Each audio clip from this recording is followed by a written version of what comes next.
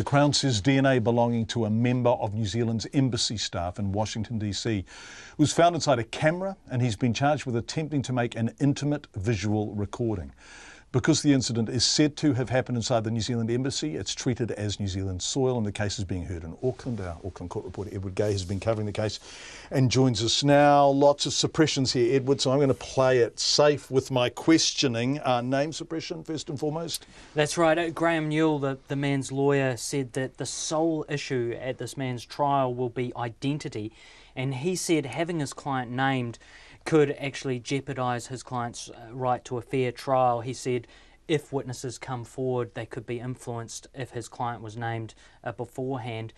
But the Crown prosecutor, Brian Dickey, said he couldn't follow that argument. He said that the offending happened in the New Zealand embassy in Washington. There's been a full investigation by the police, meaning the police have already spoken to a number of witnesses.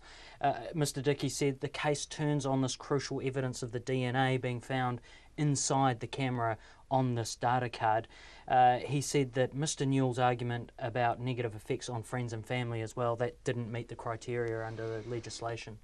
So who did the judge agree with, Edward? Well, Judge Kevin Glubb came down on the side of the Crown. He said there was no independent evidence about the court from in front of the court, naming the man would have any out of the ordinary effects on his friends and family.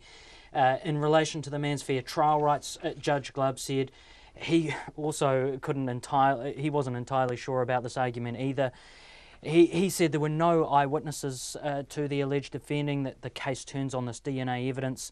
And Judge Glubb said he couldn't see how the man's identity could be an issue, and he declined actually to continue the suppression order. However, as soon as he delivered that judgment, Graham Newell shot up on his feet again.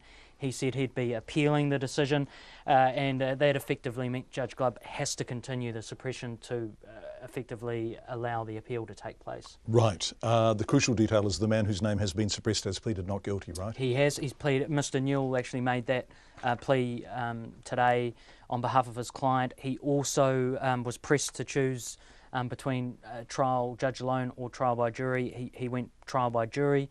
And this case is due back in court in July. Edward Gay, thank you very much indeed, as always, Eddie.